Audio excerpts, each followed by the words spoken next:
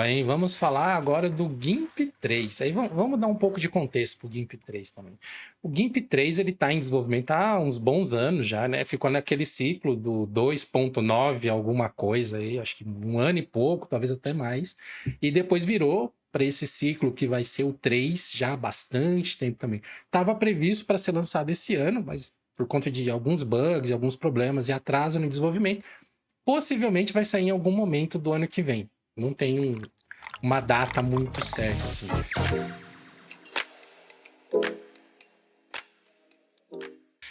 E eu usei o GIMP 299 alguma coisa durante um bom tempo. Eu acho uma evolução clara em relação à versão anterior, que era o 2.10. Mas ainda tem bastante chão, né? Eu até vi um comentário de um membro aqui do canal que falando que o GIMP ele tá demorando tanto para ser atualizado que quando ele for lançado ele já vai estar velho. Eu tava olhando aqui a página de releases do GIMP, para o pessoal ter uma dimensão. O GIMP existe há muito tempo. Ele lançou. O projeto foi anunciado em 95, mas lançou em 96, se eu não me engano. Foi anunciado comigo, E. no caso. Junto com o Raul. A versão 2.8, que foi onde eu comecei a usar, tipo, era ali, na verdade, na transição do 2.6 pro 2.8, que eu comecei a usar ali por 2010. O 2.8 especificamente veio em 2012, o 2.10, que a gente usa até hoje, né?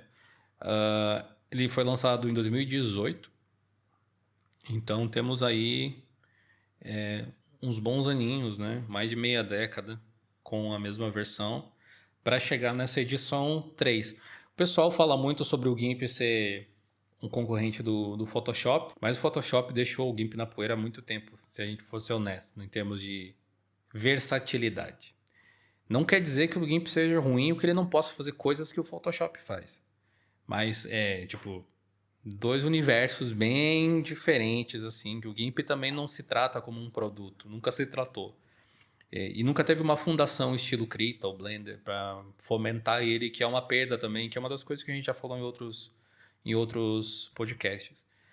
Por exemplo, a questão de integração com o IA, que existe hoje com diversos produtos, que inclusive é o nosso último assunto da roleta aqui. A gente pode falar mais depois, quando falar de IA, mas faz falta no GIMP. Alguns elementos. Que eu digo assim, alguém iria reclamar se houvesse um removedor de fundo automático no GIMP?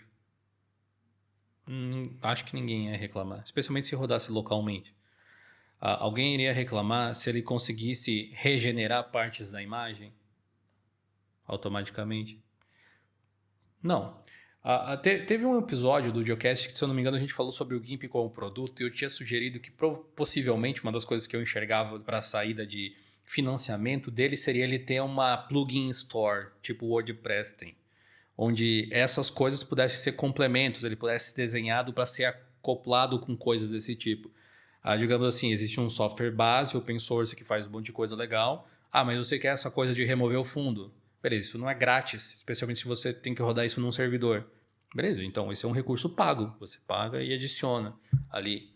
Enfim, coisas assim acho que ajudariam o GIMP e, infelizmente, isso que você falou é verdade. Ele vai lançar, vai ser melhor do que o que a gente tem, um visual mais agradável, recursos não destrutivos, que é uma coisa que existe no Photoshop há muito tempo. Tudo isso é bom, mas é o suficiente? Ponto de interrogação. O que vocês acham? É um fato. Ele é para ser um concorrente do Photoshop. Tanto que no e-mail que tem lá de 1995, eles citam isso, que ele surgiu como um concorrente do Photoshop. Mas a questão é, Photoshop deixou ele na poeira. Obviamente, tem toda a questão do Photoshop ser um produto, tem dinheiro da Adobe ali atrás, tem toda essa questão. A gente entende o porquê que o GIMP não consegue brigar de frente com várias coisas. Mas é um fato, sabe? Tipo, ele como produto, por mais que eles não se vendam como produto, ele é uma versão piorada, porque ele tem várias features que... Tipo, ele não tem, né, várias features que o Photoshop tem. Quando a gente fala de um designer migrar de um Photoshop para ele, os atalhos são completamente diferentes, então isso acaba prejudicando. Obviamente a gente tem, né, o PhotoGIMP, que consegue remediar várias dessas coisas, mas ainda tem um limite ali do próprio GIMP, né? Então, eu acho que a questão é essa, eles vão, tipo, tá indo pro GIMP 3, tem isso aqui, tem aquilo ali, aquilo outro, e parece que tá nadando e não sai do lugar, sabe? Que quanto mais eles nadam, mais a maré leva eles pra trás. É possível trabalhar profissionalmente com o GIMP dependendo do que a sua profissão demande. Sim, Por exemplo, sim. a gente consegue fazer thumbnail no GIMP, não tem Não, problema. com certeza. A gente fez por muito tempo, inclusive. Agora eu acho que o Adriel, que é o nosso designer, ele tá na Affinity, se eu não me engano. Mas ele usa Acho que tipo sim. todos os programas, inclusive o GIMP. A gente tem até um curso de GIMP para os membros no Joe Linux Play, que é um curso que eu fiz até, inclusive. Mas o que eu acho que vai acontecer com o GIMP 3 é o seguinte, ele vai lançar. Quem já conseguia utilizar o GIMP para trabalhar vai continuar utilizando o GIMP. Mas eu acho que não é um lançamento que vai conquistar novos usuários. Entende? Ou não. Tipo, algumas pessoas sempre, né? Mas não é, ele não tem aquele apelo gigante, porque todas as novidades que ele traz não tem algo que seja realmente novo nesse segmento do mercado. E pior que isso, talvez ele não solucione problemas que as pessoas gostariam que ele solucionasse. O negócio de edição não destrutiva, ele é ótimo, mas é aquela coisa assim de finalmente, né? E não, uau, que revolução. É difícil falar do GIMP assim, porque é um projeto que eu gosto e respeito também pelo quanto ele me foi útil ao longo da história, e ele é útil para diversas pessoas, eu também imagino. Mas se a gente pensar em mais pessoas querendo utilizar ele como uma ferramenta, ele não está no mesmo patamar de um Blender da vida, que as pessoas olham para o Blender e pensam assim, caraca, que software incrível. Nossa, é de graça e open source ainda. Não. No GIMP é o contrário, é o open source. Ele faz quase o que o Photoshop faz. Tipo isso. Existem alguns motivos para essas coisas acontecerem, nunca é uma coisa só. Não dá para você chegar no GIMP ou qualquer outro projeto desse e falar, o problema é este. É um conjunto de fatores. Mas o que às vezes eu observo, que é uma coisa preponderante em alguns projetos desses que têm uma certa dificuldade em ganhar mais velocidade, é que algumas vezes, tanto o usuário quanto o próprio projeto, eles estão muito focados em ser uma coisa autocontida, ou seja, o que a gente quer fazer e não o que as pessoas gostariam que a gente fizesse, ou o que o mercado gostaria que a gente fizesse. É mais ou menos o que eu acabei de falar do caso de desktop. antes, né? É a mesma lógica, assim.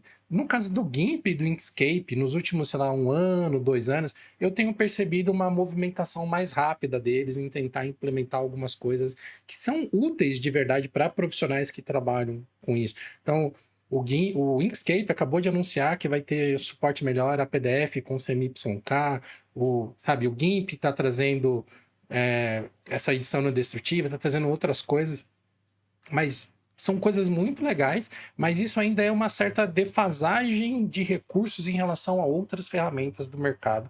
E tomara que, quando essa primeira barreira for vencida de atualização da stack de tecnologia, porque tem isso também, né? O GIMP, na versão 2.10, ainda era GTK2, se eu não me engano. Agora o GIMP 3 vai ser o GTK 3. Eles já estão atrás, porque eles vão ter que atualizar de novo para o GTK 4 em algum momento. E provavelmente, quando eles conseguirem fazer isso, já vai ter o GTK 5. Então, eles, né, por ser um projeto pequeno, com poucos recursos, com poucos desenvolvedores, é mais difícil trazer essas mudanças mais rápido. Alguém poderia questionar nesse momento assim, mas por que eles já não foram direto para o GTK 4, então? Bom, porque quando eles começaram a fazer, não existia o GTK 4 ainda. E demorou. Quem sabe o GIMP não segue aí o exemplo do pessoal do FlatHub, que está se apoiando na Fundação Gnome, em outros projetos ali, para criar uma fundação para ajudar o FlatHub a ser saudável em termos financeiros e gerar profit também, gerar lucro. Outros projetos poderiam fazer isso também e de forma alguma seria ruim para eles. Tudo depende que eles façam uma gestão que mantenha as intenções no lugar certo, né? Não pode se tornar uma empresa, um projeto mercenário, por assim dizer, do lado ruim da coisa. Sim, quando você não tem medo de perder, você não tem medo do impacto que você vai ter no mercado, você tem uma tendência também a prestar menos atenção porque não importa o que você faça, né? É aquela coisa de... Intenção, acho que a melhor palavra ali para descrever, né? As intenções, os lugares certos ali. Mas tomara que o GIMP evolua muito, né? Esse conteúdo que você acabou de assistir é só um corte, ele é um pedaço de um episódio do Geocast. Para assistir o episódio na íntegra, basta você clicar nesse card que vai aparecer aqui ao lado.